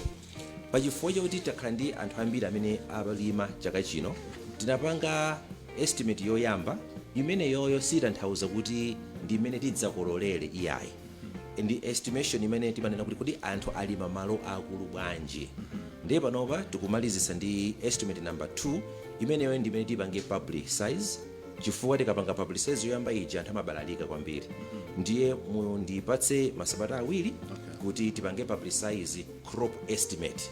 Imene yoyo ndi imene tidzauza Malawi kunena kuti chaka chinochi tikuona kuti tikolola motere chifukwa tsopano mvula yagwa. Ndiyo imene mukuyang'aniramo 150 billion imene alimi 400,000 apindule ndi NIF. Tikuona NIF, AIP, Agricom, Megafarm, komanso ena amene salima programu amene wawa. Tikutenga wina aliyense ndi tikuzapereka projection kuti chaka koma kungonena moyerekeza ndi imene zinalili chaka chatha kuti ma Megafarm anasananyamuke imene anyamukira pano. NIF inapanga benefit alimi 11,000 okha, pano mukamba za 400,000. Program ya Agricom imene anthu atengera ngongole zimene mwazira fertilizer moja. Kungoyerekeza chabe kuti imene zichitikiramo mukuyang'ana ndithu kuti we can have zokolola zabwino kwambiri. Chaka chino ndi imene zilimo kupatula ku Phalombe ndi Mwanza neno chifukwa ndinakayenderanso madera amene wawa mvula yokha ngati yachidulapo kwambiri. Koma tikatenga kwina kulikonse kuyambira Chiradzulo kumabwera mbali kuno mpaka kupita ukafika ku Chitipa, tikuyembekezera kuti mwina ndi imene ndinaonera ineyo 1 tidutsa pamene tinapangira chaka chatha. Komanso zikhoza kutheka kumene ka 15-20% additional ikhoza kuchitikaso. Beautiful. Akutero kuti chaka chino tikhoza kukhala nchakudya chabwino ngati mvula itapita. Koma usaiwala kuti sikuti tingolekeza ndi mvulayi tipitanso kunthirira. Thank you very much. Anduna, takuthokozani kwambiri Anduna zokopa alendo honorable minister of Agriculture. Thank you very much. Thank you very much. Tsopano mu gawo lachiwiri nditane anduna oona za malonda olemekezeka Sosten Gwengwe MP, komanso nditane anduna oona za anthu ogwira ntchito a minister a labor honorable Vitumbiko Mumba. Ndakulandirani. Mwabwera akuluakulu awiri inuyo mutatha sabata imodzi kapena ziwiri mukuthamanga kutseka magolosa line yake, mukuwauza anthu kuti mtengo wa ichi musakweze, inu makalowa m'matoileti ena mati toilet alibe, makalowa kwa anthu kumene akuphika bread koma nkwatsekera anthu mubekale. Tinene kuti the past 2 weeks honorable ministers you've had nthawi yabwino kwambiri in terms of serving the interests of Malawians. Koma timafuna choyambirira ndi amene inu yanduna as a trade. Kodi ntchito yanu boma, ntchito yanu inuyo kudzera kunduna kwanu pa nkhani yokhazikitsa mitengo ya zinthu, chidwi chanu ndi chani? What is the interest of government in setting prices of commodities that people consume in a country? Poyamba ndinene kuti unduna wa zamalonda ndi mafactory mandate yawo yaikulu number 1 ndi trade facilitation, kuti ochita malonda achite malonda bwino kuti athandizire kutukula dziko, komanso kupatula trading tichiteso promote investment mu dziko, nthawi zina timati private sector development, chifukwa private sector ya mdziko ikakhala kuti ikupita kutsogolo ndiye kuti ngakhale anthu olembedwa ntchito amachuluka, ndipo zimathandizira kuti umoyo wa anthu nawonso upite kutsogolo. Ndipo mwina pa kuti kodi ndi udindo wanji wa boma kuyika mitengo, ndifunso limene lili lofunikira kwambiri kuti mwina da Malawi tizilikambirana nkupeza yankho lokhazikika, chifukwa kuchokera ku nthawi imene tinali state controlled economy timangoti nthawi yakamuzu imeneyo anyamata amatheka kulowa achipani kuzungulira kukaona m'bwalo la njovu nkwauza kuti ineyo ndine chairman apa mugulisa mola kuyikatseka zimatheka bwinobwino popanda sowolankhula. Ndipo titachoka kumeneko tinachita adopt constitution. Ndipo constitution ya Malawi nitati ndikutengereni ku section 13N. Pachizungu imawerenga kuti awo ni ma principles kapena ngodya sanamira za constitution imene ifeyo tinaivomera ngati Malawi kuchoka ku one party system kubwera ku democracy. Kuti kodi section 13N imati chani pa ma principles ake, ndipo akuti constitution ya Malawi yayikidwa kwambiri kuti so ithandizire to achieve a balance between the creation and distribution of wealth through nurturing of a market-based economy and long-term investment in the socio-economic development of Malawians. So ndeudindo wenu wa Boma on this one hand is to look at how can we promote private sector development through a market-based economy. That should be balanced with how can we develop or socio-economically develop Malawians. Ndikudendekera osati kwa masewera chifukwa ukapita mbali imodzi investor aliyese atseka shop azipita kwawo. Anthu asowa ntchito dziko lilowa umphawi. Ukalola anthu kuti azingochaja mitengo imeneyo aja kufuna nkwaiwala Malawi mbali. Ndiye kuti awo achita profit tonse tizuzika tikhala nkhwapa mwa anthu ena akatatu chifukwa ali ndi zawo zochuluka.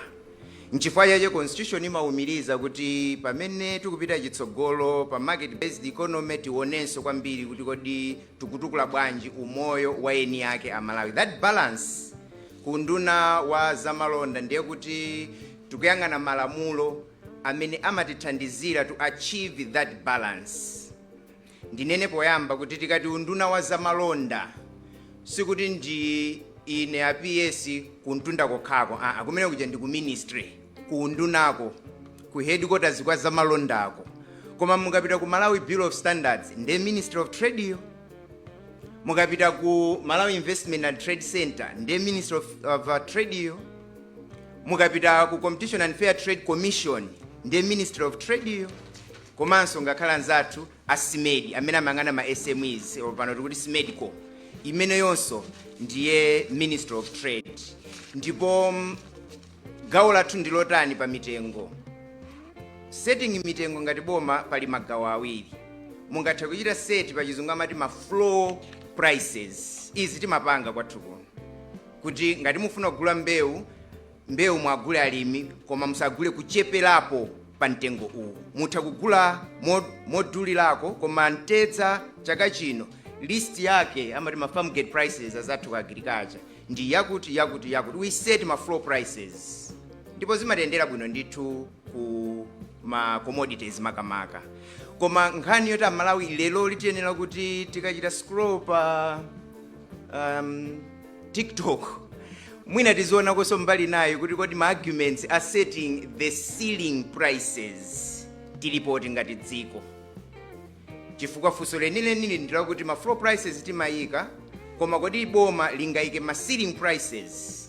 Tingayike kuti ngati mufuna kugula Y12 mu shop Y12 kuyambira lero pina tsogolo mtengo wake usadutse apa.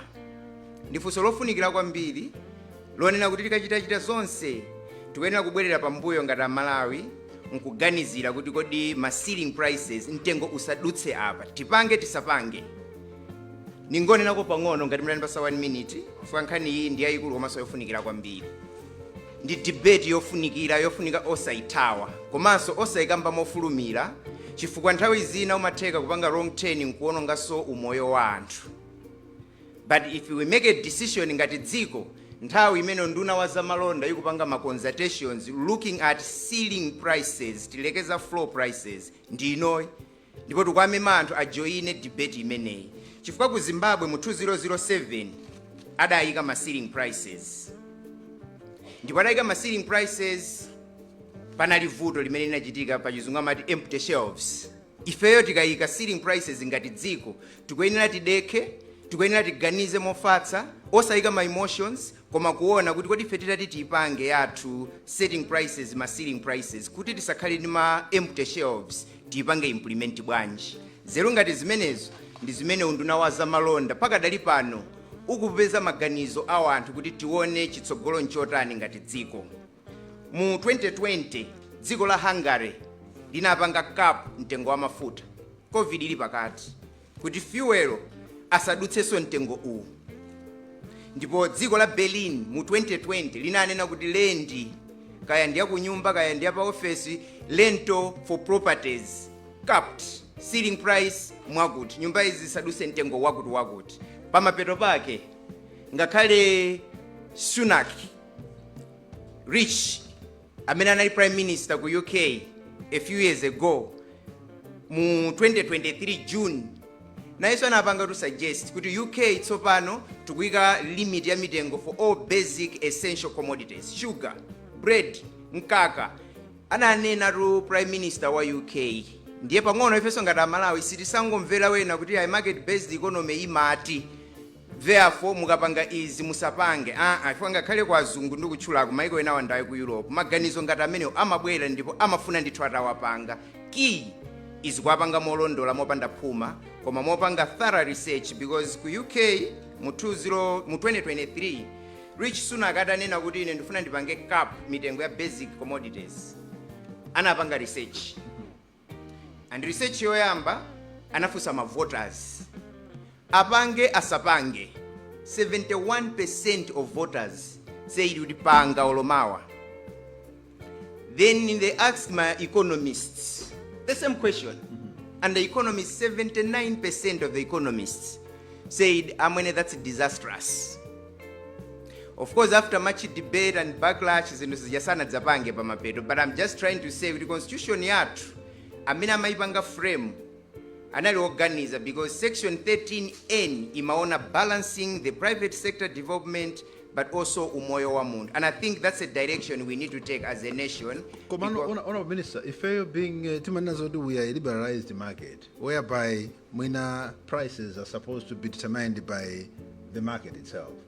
Simuona kuti many would give example ngati ya ku UK, for example, where the economists anaibanga turned down that proposal. Do you see that working in the scenario of Malawi, where of course over 80% of the population ndibenenga fune sugar otsika mtengo kapena ofigirika?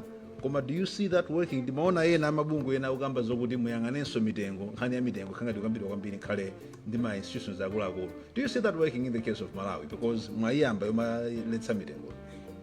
Ndizotheka. Koma monga ndafotokozera kuti kuika ceiling prices ndi delicate balance. Koma ifeyo ngati unduna wa zamalonda ngati mnachita follow bwino parliament yapitayi Amalawi anduna ndikudziwa kuti anali momwemo ndipo timadutsitsa lamulo limene limodzi. Tinadutsitsa lamulo la Malawi Competition and Fair Trading Act pakadali pano ya 2024 imene imawunikiranso bwino nkhani za fairness pansika. Ndipo tinalibweretsa lamulo limeneli kwenikweni chifukwa cha nkhani ya mitengo yomweyi kuti kodi tingakhale ndi mphamvu zotani zoletsera izi, koma mwina sitidafike pa mulingo wa ceiling prices. Koma tikudikira kufika kumeneko kapena kupanga debate yoti kodi tipiteko kapena tisapiteko ku ceiling prices, then tilimbikitse lamulo la fairness pansika. Ndipo linabwera lamulo limeneli parliament yapitayi ndipo linakhazi ndi limene no Competition and Fair Trade yikugwiritsa ntchito pakadali pano, because section 23 ya lamulo limeneli imanena kuti Competition and Fair Trade sopano itha kupereka ma cease and desist orders. Mafuna mukweze mtengo imanikaye mwafinya Malawi tiyambe taona ngati mpoyeneradi kuti inuyo mupange zimenezo kapena ayi. Ndi zimene takhala tikupanga kuchokera masabata awiri apitawo. Kodi pene popasi nkhani yokhala ndi makampani anu ngati dziko khandileke zitsanzo cha sugar amene makatsekera anthu ena kuti akusunga sugar, kodi kukhala ndi kampani yanu yopanga zipangizo ngati sugar zimathandizira bwanji kuchotsa pressure yanu pa nkhani ya kupanga set mitengo ya zinthu zimene hanga makule? Because we have Salima Sugar, that one I believe dziko likudziwa kupezeka kampani ngati ya Salima Sugar zingathandizira bwanji kuchotsa pressure pa inuyo ngati nduna za trade pa nkhani ya mitengo ya sugar? Zimathandiza kwambiri chifukwa ma economists amati mtengo wa katundu zikhala market based. Demand iliyotani, supply iliyotani, mtengo makhazikika wokha. Umakwera umatsika malingana ndi zinthu ngati zimenezi. Ndipo kamuzu president wathu wakale mzimu wake use mumtendere anaona kuti ndichite control mitengo ya zinthu ndigwiritse ntchito makampani aboma. Ndiye tinali nawo makampani aboma kuti olo private sector akabwera kuti awononge nsika achite distort market, mumapezeka kuti makampani aboma aja amachita balance. Ndipo ifeyo tili ndi chikhulupiriro kuti kampani ngati Salima Sugar ndiye nanso amene through MDC imene boma yakhazikitsa athandizira kwambiri kumachita stabilize mitengo ya zinthu kupita chitsogolo. Ndikupatseni chitsanzo chimodzi kuti nthawi zina tikalekera kwambiri private sector yokha, ndinene kuti ma distributors ena ake amene sindatchula pa kamera awiri a sugar, ndiye akatenga sugar kunkhotakota kudwangwa alemba kuti sugar amene ali destined for Lilongwe bwalo la Njovu, ndipo akafika kumene kuja delivery note ija kusayinitsa ngati sugar uja akhuthula ku Lilongwe, koma kuli kuti sugar uja sanakhuthulidwe ku Lilongwe. Kupanga reconcile ma sales ndi ma deliveries, ma truck sadziwika kuti sugar uja mwapita nayi kuti. Ndikulankhula pano ndiye kuti Airovo akuchita deliver okha sugar mu town ya Lilongwe, chifukwa choti wena kupanga profit adakutengera pa ngongo, kufuna kupanga profit pamutu pa anthu ena, and atha kupanga chilichonse kuti amuzuze m'Malawi, bola iwo zawo zaendere ngati kampani. Nchifukwa chache nkofunikira kwambiri makampani ngati Salima Sugar, makampani aboma komanso ifeyo ngati boma tiyenderemo mosemo tione kuti kodi pali fairness pa kachitidwe kamalonda aka. Nchifukwa chache tili ndi lamulo la Competition and Fair Trade Act kuti tiziletsako zina ngati zimenezi, chifukwa pakanali pano bomalo tikanalibe makampani amphamvu amene angathe kuchita collect ma market inefficiencies amene private sector yathu ena akupanga hell bent towards. Zikomo kwambiri anduna, ndiyambe ndabwera kwa nduna azoona zapantchito. Anduna ndili mafunso ambiri, koma choyambira pafuna tidziwe role yanu ndi chidwi chanu ngati nduna wa zaleba makamaka pa munthu ogwira ntchito ku Malawi. Inuyo ntchito yanu ndi yotani kwa Malawi amene amagwira ntchito, amene tikuyankhulira Malawi ochuluka kwambiri amene amagwira ntchito. Choyambirira kuti ndo wanu ntchito yanu ndi yotani pa munthu ogwira ntchito ku Malawi, ndisanakupatseni mafunso ochuluka amene abwera ochokera kwa Malawi. Thank you so much. Ndisanayambe, let me say something, 2 or 3 things. Chimene ndadziwa ndakhala nduna ya leba, simadziwa mambuyo mkuti kodi zimatere kodi. A nation's strength is built on the dignity of its laborers. When we uplift the livelihoods of the laborers, the most vulnerable people, we uplift the economy and we secure a better future for the country. That's number one, and that must be noted. And again, as a country, I think we have not been angry enough. That is why we're failing to progress economic development, issues of corruption, human rights, and even workers' rights. It's time we get angry enough if we're to move forward as a country. Kuyankha funso lanu, Honorable Kunkuyu, more in short, unduna wa za ntchito umeyang'ania maufulu a anthu ogwira ntchito komanso anthu olemba ntchito. I repeat, the ministry has the mandate to protect the workers as well as the employers. So ngati unduna wa za ntchito timagwira ntchito ndi Malawi Congress of Trade Union komanso other unions, CSTU, Police Plantations and Agriculture Workers Union, kumbali ya anthu ogwira ntchito. Komanso tili ndi ECAM imene ndi bungwe la anthu olemba ntchito. Ndiye atatufe ECAM, MCTU ndi ifeyo timapanga what is called tripartite council. Kulino unduna umene uyang'anire olemba ntchito komanso uyang'anire anthu olembedwa ntchito.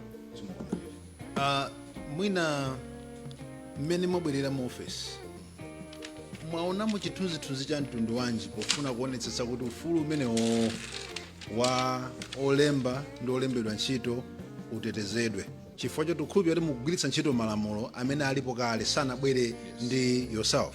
So malamulo amene ali mukale mwapezamo chithunzithunzi cha mtundu wanji pakagwiritsidwe ntchito ka malamulo okhazikika kale kuteteza ogwira ntchito ndi amene ali olemba anu ntchito chifukwa takuona ni mukuyendayenda ndi mmene mukuyendera kukhala ngati kuti zopanga zinthu zachilendo kukhala ngati kuti amene mukawafunsa aja sanali ku Malawi kuno mwapeza chithunzi cha mtundu wanji kuti mukubwera nkukapeza kuti apa ogwira ntchito sakulipidwa ndalama, apa ogwira ntchito akutsekeredwa mu butchera, apa ogwira ntchito alibe toilet pamalo pogwira ntchito. Zimenezo mwakazipeza zili chithunzi cha mtundu wanji potengera kuti malamulo alipo kale. Nanena kuti we have not been angry enough. Zomwe tikupanga pakali pano chiza chilendo. Koma kuti mwina ifo cha mavuto ena sizimachitika pafupi. Koma no tena kuti tionese ya Malawi kuti kodi unduna za ntchito mandate yake ndi yotani leka ndipanga zikuti upanga panopa. Koma no pogwira ntchito yathu itapeza zambiri zedi. Choyamba malamulo athu, ma laws and regulations muli ma gaps. For instance, internationally pakhala pa famu kaya ndi ku office chimbuzi chimozi can cater for 25 people. Koma mpeza kuti pita kumalo kwina anthu 200 asekera mu warehouse chimbuzi chimozi azimayi ndi azibambo. Wasekera ku ntchito kumene unena kuti half 7 akalowa kutuka ndi half 5. Naona kutcholo kuti azimayi wena samanena so za chimbuzi chimodzi. Anduna ndi Kunkuyu ndine mkulu wa mpingo msandichimwisa. Ndine mkulu wa mpingo. But the thing is, the number one, our laws and regulations, somewhere there are gaps which we are addressing. Already, Director of Legal Affairs Chapusali Muno is working hand in hand with the Labor Commissioner kuti tipange ma revisions of our labor laws in many ways and regulations. Kuti not pange enforcement is easy. Komanso anthu ambiri ogwira ntchito malebala saziwa ma rights awo. That is why, as a Minister of Labor this year, I repeat, as Minister of Labor this year, 1st May will not just be a May Labor Day celebration, but will be the launch of Workers' Rights Awareness Campaign. The whole month, we should have a campaign where workers must know their rights. So we work together with MCTU and ECAM and all other unions who did my jingles, my community radio station and the like. Let's and wadziwa ufulu wawo fana mbiri twendako sakudziwa ufulu wawo kuti kodi minimum wage ndi chani maola kwenjo ndi angati overtime manda bwanji pali zambiri ndi timenda magapo amene alipo mu malamulo kuliso magapo kuma union amene amasamalira za ufulu wawo kugwira ntchito kumeneko ndiye kuti magapo ambiri zedi koma ndikwamvetsa. Okay. Taforo kwamvetsa wake kuti okay. You see, munapita kwina ndi wina amene nazo kuti union ndi awawa koma amene wamatikalipira. Exactly. Okay, number one, in other countries like Botswana, you look at Lesotho, my unions like MCTU, I'm a kind of government subvention for the operations. We don't have. So it's an issue of capacity, my unions in one way or the other, number one. So malamulo matu mulibe provision ya subvention for the unions for them to be functional. Nde utaende panikita awareness kwa antu nzovuta kwambiri. So we need to start looking at those issues as a country. How do we move forward if we are to preserve the dignity of our workers? Komaso, because of the same, my unions, president like Kawala Zikuja, president wa Plantation and Agriculture Workers Union, ndi wa management. Amene malamulo amene kuti wa management sangakhale mu union yayi. Komanso union omwe foja capacity issues samapanga consult anthu awo. Moti malibala ambira kuti malamulo ngopanga okha ife chani tisakuziwa. Ndipika example iyi anduna mundoleze. Tiri ku estate ku Choloku, ati Association of Malawi amanena kuti anapanga malamulo iwowo ndi Plantation and Agriculture Workers wona kuti anthu ogwira ntchito mu estate asamakhale ndi PPE, asamavale majombo, asamavale ma worksuits. Malamulo na kuti anapanga okha osapanga consult malebala.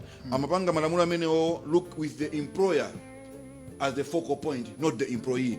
And malamulo amenewo mupeza kuti they are inconsistent with the laws and regulations of Malawi, which means they are actually invalid. But you see Andrew defending the same, yet they are letting the people but coming up with laws, coming up with bylaws, whatever the case, or agreements that do not augur well with our constitution. Anduna as a trade, mene mumaenda kumatseka magrosari ndi malo ena amene amagulitsa zinthu mwina molakwira malamulo. Anyamata anu a Malawi Bureau of Standards nawonso anaoneka ngati adzuka cha nthawi yomwe. Nawonso pakala akutseka uku atseka shoprite atseka uku atseka uku. Kodi munachita kupangana kuti tiye nayo ni titseke koma musanayankhe limene rolo yawo ndi yotani a Malawi Bureau of Standards mene amayendayenda kuti adzikatseka malo amenewo. Poyamba ndimaona ngati I'll answer the questions in reverse. I think choyambirira ndikuti kodi MBS inangodzuka koma mene timapita ku Christmas ngati ogwira ntchito mboma ku Ndunaku we had already scheduled meetings ndi MITC ndi management yawo, CFTC and CEO wa CFTC alimo muno ndi management yawo, MBS ndi management yawo, and medical ndi management yawo. And oyambirira scheduled titangobwera ku holiday chama 6 January was MBS. And nkhani imene inamera nthenje kwambiri in our meeting ku head office ku ministry was kuti kodi mandate yanu ngati MBS ndi chikampani choti kupita ku office ya MBS ya lero you would see kuti koma sopano anthu ali mu office chokongola and chachikulu. So mafusa kuti ine nagwira ko ntchito ndi MBS sometime back 2012 ndili minister wa trade koma MBS ya leroyi sikuoneka bwinobwino ndi ngati chinkangodi chachikulu kwambiri kuchiona kumanoda koma pali chinthu apa koma mano nkamwamu chilibe. What has gone wrong? That was the center of our meeting first week ya January titangobwera ku holiday, and the DG ndi timu yawo ananena kuti yo it's a true observation panalizi but we're going flat out to restore the confidence of the public ku ntchito za MBS chifukwa inuyo ndine si ntchito ya sitikumayenera kuti tizikhala busy tikalowa mu shopu kukaona expiry date yakathini kenakake ka baked beans. Simayenera kukhala ntchito ya inuyo ndine koma timafika stage manager fauti mwina tikuluza no confidence and trust mu institution imene inalembedwa kuti zitionera kuti kodi katunduyi siwoonongeka ali fit for consumption. Ndiye timaunikirana zonsezo and their commitment as MBS in the series of our meetings in my institutions once amene are affiliated to Ministry of Trade was kuti this is 2025, can we come back to mandate yathu and restore the public confidence. Anduna pamene popo kuti inuyo macheza anu ndi atsogoleri ku MBS yo panali some sort of admission kuti someone was sleeping on his job. Yes. So someone has been sleeping on the job. I think so, yes, because there's a huge difference yes. between mene anyamata kuthamangira pano yes. ndi mene amachitira the previous time. So popeza munakumana mu December mukukambirana zimenezo. Zidzitengera kuti mukumane popeza malamulo analipo kale. Zitengera kuti mukumane mukaita panga chikwapo mmanja tiyeni dzokani. Yeah. Popeza malamulo analipo kale. Yeah. Amene amagona pa ntchitowo mukutani kuti asapezeka atagonaso. Because honorable minister, there is a tendency among Malawians mene amadzuka MBS ukapanga zimene zija. Anthu ena nkumadandaulaso. Atitsekera shopu apa ifeyo timagula mmene mumu inu ndamene mukudya zovundazo koma mukudandaulanso kuti akutsekera ni shopu chifukwa chakuti ali ozolowerana kwambiri ndi kakhalidwe kamene kacho mazoya kakhalidwe kanyasi nthawi zina. Kodi tidaliranso kuti muzichita kudzuka nkukadzutsa anthu tadzukani mukunena zolani chinyumba chabwino mwinaso awandira ndalama zabwino. Is that how we want to run this country? Mutati muone board imene yayikidwa sabata yatha ya MBS and inatenga nthawi ndithu yayikulu kuona kuti kodi public confidence mu meteorology mu calibration mu nkhani za MBS tingayichite bwanji kupatulako head office kupanga monitor ma institutions aku Ministry of Trade ndambiri, but we want to have a board which is strong, proactive, with foresight. And board imene tayikira Malawi Bureau of Standards right now is a very strong board.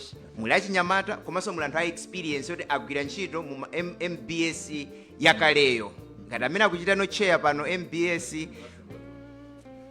On the same issue, it could be like labor kunoko, it could cause last Nsonkhano ya calibration MBS tidapita kuma estate kwina okay tikumamva kwa maleba amene makalata ma workers kunena kuti ma scale amene amatiuzira kuti tikwire ntchito yathu ya mgwazo ndi 60 kg per day mgwazo komano timadaba kuti weight iyi 60 kg yayi ndiye tikupita ku fact makande kucholo naima kugula ka scale 25 kg per game kuti iyi ka scale kana kuti kupanga bwanji atipase maskelo ngati awiri tiyese kuyesa yoyamba skelo ija ipanga show 26.2 kg skelo ina 5.5 kg 25 kg so this is a 25 kg weight pena ipanga show 6.5 2 kg pena hapo 5.5 kg auti ya ndio ngeka skelo minute now Hagulitsa chito. Tinakupe mphane mudipase paskelo ngati awiri tiyese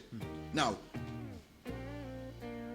izizi kuona skelo ija pali certificate ya calibration yako yani MBS koma nda expire ya 2023 ndio from then to date sana panga yani di calibrate nenda yangu ndi anzanga kuti achikulire zukhala banja hapa nauza napanga bali yao kumapeza kuti maskelo amene aja they are modern non trade scales so vomelezeka koma akugwisira ntchito ma estate kuyesera mgwazo wanthu ogwira ntchito pena pa comfort when tatseka state yonse akayeza 15 kg akumati ayi tichosa 5 kg maka 10 kg akayeza 30 kg 10 kg 60 kg maka 5 kg and taziona and akalika kuti indedi ndimene mapangira panopa why sikira bwino iyi akuti ndimene mapangira panopa ndiyo our people that issue must scales here we have to work together and that's what So on minister tikamvera nkhani imene afotokozera apa ndoti scale ikhozanso kubweretsa unfair conditions pa kugwira ntchito kwa munthu akugwira ntchito yochuluka imene malamulo a labor sakuloleza koma chifukwa choti anyamata anu again agonanso pa ntchito so mukaona midzimu amapita akayendera pa scale tikamapita ku season and season kumalawi kuno tukamba za kuma April ntchito yayikulu imene amagwira MBS ndi kulanda maskelo kwa amene amachita follow MBS and even as we speak alanda ndithu maskelo ambiri ma tea factories. I can mention quite a few komano ndi ma issues pena amalowa complication and ndinene kuti nkhani zina zili ndi ma injunction as we speaking right now, so allow me kuti ndisalankhule a lot because it's a court issue. Injunctions have been issued against the MBS yesterday, if not today. So Nima issues what we got now deep. Again, issues of balancing everything. It becomes a little bit more complicated. But what I can tell Malawians is that MBS is mandated for calibration. Ndipo anyamata ambiri amene amatife ni matraders ndi maina ni maskelo akamva MBS amadziwa ndithu kuti samanyengerera polanda maskelo. Koma pali ma issues ena amene the scales are beyond timene timapachika misikatija, and those are the ones that now have some other legal implications, and sometimes MBS in terms of ngati panopa alanda ma scale amenewo, they are not normal scales. Komano of course they have been saved with an injunction. But those are technical issues in the ministries which can be looked at together with our legal professions to see how best mandate ya calibration can go without boundaries and without restrictions from the courts. Thank you very much, Honorable Minister. Tukuthokozeni komanso mwina anyamata anu toyamikire mbali ina MBS. Their PR has been top notch masiku amenewo. Thank you. Agwira ntchito mujamo kuti ena so aopa amene anchisikero yosakhala bwino muna achichotsa mwaokha because of the PR that your guys engaged, and tipange comment zimene zitapitilira zikhoza kuthandiziranso because nthawi zina sizongoti mukankwapule koma nthawi zina angoopa chikwapa chili kutali. Honorable Minister of Labor, ndi nthawi yochepa kwambiri koma nkhani yanu siyitha lero chimodzi kuti nkhani ya MBS sikutha lero tikupitiliza because it's touching on anthu ambiri, koma timafuna kuti tidziwa mafunso amene alipo ndikupasani mafunso amene are coming from the public. Akunena zokuti funso kwanu nazo ntchito kodi mukudziwa mavuto omwe ntchito mboma omwe anapuma kuti akulira chifukwa cha gratuities yawo amene sakulipidwa ndi boma?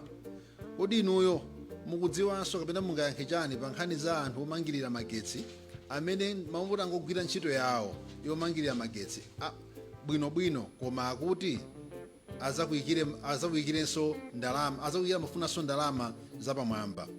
Ndine Blessings Makanani kuno kwa Jinsapo. Kuti anduna ntchito mungotseka makampani koma ndikuona ngati anthu ufe ogwira ntchito kumbali ya masalale simudatiganizirepo.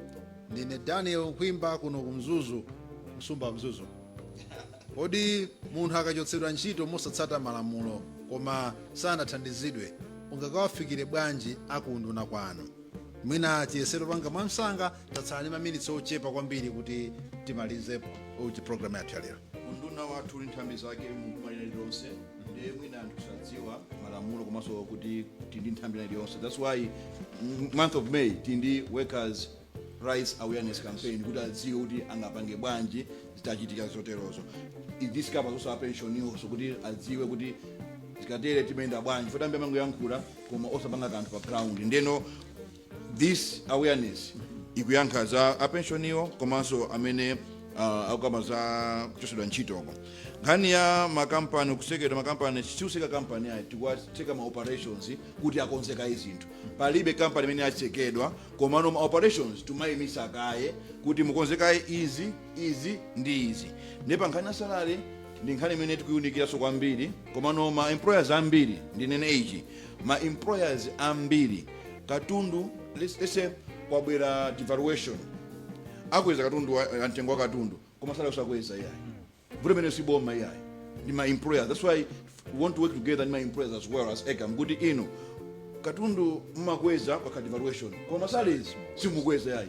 That is very unfair for employers and is inhuman and I can say satanic one or the other because we are treating people like animals. Ndepa nkhani ya ma Eskom workers dandolo limene latipeza kale ndanga hapo kwa Eskom ndema kodi boma lumeboma lizake ndema zangana kuti izi tu ntchito takuchosa ntchito in a time anduna za energy abwera. Okay, tizawapatsa funso limene. I think that's better than ine kuti ndiyankhira menepo ningazume jala zoma kwambiri. Okay, mwina mafunso omalizira kwambiri akuti mukukhala ngati mukutseka makampani ama China pepa ndili pamalo paonso mukukhala ngati mukutseka makampani ama China kodi amwenye simukuwaona ndi amalawi amene akuzunza amalawi anzawo? Funso lina ilili lochokera kwa ine chifukwa cholitola pena pake. Kodi mukamayenda nonseno mwinaso ndi anduna tourism mukamayenda ukatseka ichi pakumakhala kutsatira kwa mtundu wanji potengera chimene adachita m'bale uja Gehazi kuti mneneri atakana kulandira dipo kwa Namani koma Gehazi kupoja kuthuma fumu 20 Gehazi adabwerera akuti ambuye waja andituma akuti nditengeye kwaka adatenga makilo ndithu asiliva kumene kuja. Poti mukachoka kuti mwatseka shop mwatseka lodge mwatanina olemba ntchito mukumayang'ana Gehazi anyamatanu mbuyomo kuti simudawatsekulire migodi chifukwa tidamva kuti kuyambira kuleba Gehazi alipo kutourism Gehazi alipo amene akhala kumapita lodge yomwe imene mwakatseka lero yokupita nkuyendera nkuona kuti ayi njonyasadi koma ili bwino kupita pamalo pano mafunika pakhale chimbudzi palibe edi koma pali bwino kupita ayi mwakweza mtengo wa ujeni dzina nza expired koma pali bwino chifukwa chakuti amakhala atawapatsa kanthu kena kokwapatira. Kuti zimene mukumayang'ana kumbuyo mukamaliza kutseka kuti zipitilire mumalize ndi funso limenelo nonse kenako titsanzikepo pamudzi pano. All right, can I start? Yeah, sure. Pankhani yoseka makampani machinese okha tase conforce machinese na Indians conforce komanso amalawianziwo tinapita ku mataifa kuzuzu kumene kuli mavuto ankhani ndalama yolipira ma SMEs timati minimum wage ndi 5,000 kwacha ambiri 40,000 kwacha masaliza ma employees awo ndi awawa amene akuonekera kwani tikambe nawo so instead of kupanga chipikisheni tinaitana we had a meeting in the boardroom where they explained their issues as well but they have agreed to increase the salaries without being harassed kwa sekera mashopo but anali mavuto also omveka bwino amene timamvana koma the big corporates my investors no they know they are conversant, they're not facing the same challenges as the local SMEs are facing. futi lachiwiri pena kuti kodi magehas and the like, I'm not competent enough to comment when kuti illegal pena kulibe, but as a measure to instill trust in the public, tisana kasegulire factory iliyos metatseka tapanga ubale ndi a HRDC, a MCTU, komanso a ECAM, kuti tikamасegulira tupase checklist janachani nalemba poseka paja, and if you timasegula iwo akhale ngati ma observers kuti mwapanga ganizo londola apo ayi mwalakwisa, as a way of minimizing aina gears mukamba aja popeza mwapanga kote mwa Bible nsanamalize ndifuna ndinene ichwa Malawi. I'll read from the book of Psalm 10 verse 17 to 18. O Lord, you have heard the desire of the humble and oppressed. You will strengthen their heart. You will incline your ear to hear, to vindicate and obtain justice for the fatherless and the oppressed, so that man who is on earth will no longer terrify them. As a country, as a nation, we must stand with the vulnerable laborers who are being oppressed by the so-called investors who I don't understand how they get into Malawi just to victimize laborers, to victimize the local people and make profits, huge ones, at the back of Malawians. And someone has the guts to call me, kunena kuti mwaseka company mukutepesa forex in this country. To hell with forex that comes at the back of pain of Malawians. If that is the way we get forex, then ikhale pambalipo. Chifukwa tikuzunza miyoyo ya anthu ambiri. 80% of the Malawians are vulnerable working in the fields. Thank you very much. Anduna tili ndi mafunso ambiri towards mbali yanuyi. Inuyo tikufunaniso. Andagana. Honorable Minister of Trade. Yeah, so I think what I can say is mukapita ku World Trade Organization, mawu amene mukamve kwambiri and very often ndikuti this is a rules-based organization. Simaona nkhope, imangona ma rules. Simaona kukula kwa dziko, whether it's Malawi fighting US, it's a rules-based organization. And we take the same cue from the global body, the mother body, that if you go to Ministry of Trade, it's a rules-based, or trading is a rules-based process. That's why we've made our laws very clear on responsibilities for everyone. So the people who go out there and close shops have their own rules and the laws they abide by. And there's separation in terms of those who now authorize that the checklist has actually been given or done and it's clear. And amandifusa anduna. Tufuna anduna wapite ndiloko akatseke.